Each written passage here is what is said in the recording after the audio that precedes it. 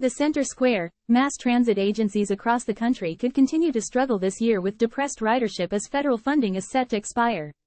S&P Global Ratings, one of three major credit rating agencies, gave the public transit sector a negative outlook as challenges pile up for operators while they spend down more than $70 billion in federal aid given out during the COVID-19 pandemic. Airports, toll roads, maritime ports and parking operators have bounced back after the pandemic.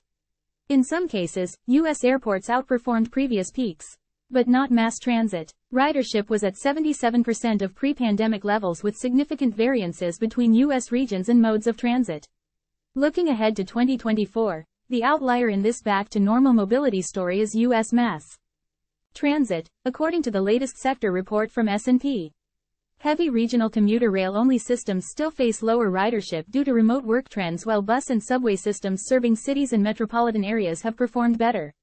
The report contains some bright spots, but mass transit agencies are expected to struggle to replace fare revenue as many former commuters spend more time working from home. Despite lower ridership, transit providers for which tax revenue makes up a large majority of their operating revenue should maintain favorable metrics, including debt service coverage and debt to net revenue, in 2024, albeit at lower levels as sales tax growth slows, according to the report. We still expect public transit ridership will recover to only about 85% of pre-pandemic levels by 2026 under our base case and 80% under our downside case. Taxpayer-funded agencies with good credit ratings that rely less on fares are in a better position. For AAA and A-rated mass transit operators, tax revenue generally makes up more than 60% of total revenue, providing credit stability and in some cases, more than offsetting declines in fare box revenue. According to the report, more from this section. Tuesday's storm wraps up, tracking more snow on Saturday. GB News People's Forum analysis. Sunak is beginning the fight back, says Christopher Hope, looking for last-minute Valentine's Day gifts. Here are some ideas. Those that have relied for decades on revenue from fare-paying passengers face challenges ahead.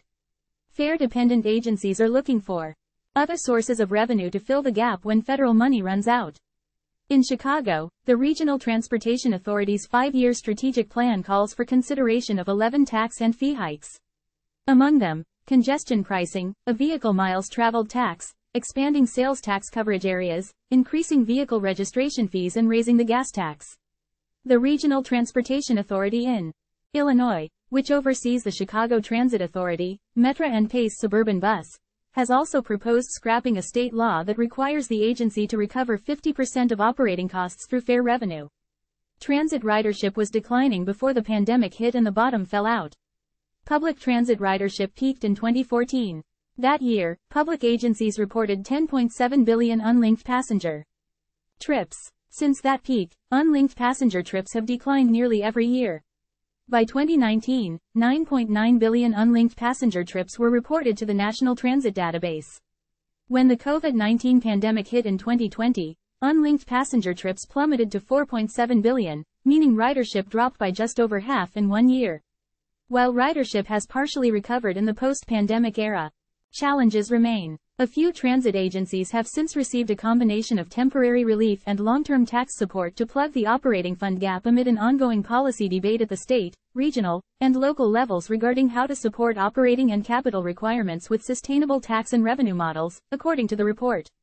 Identifying such a model to meet operating and long-term capital needs remains an ongoing topic of debate, setting up key decisions in the coming months that will pit service levels against available resources for 2024 and beyond.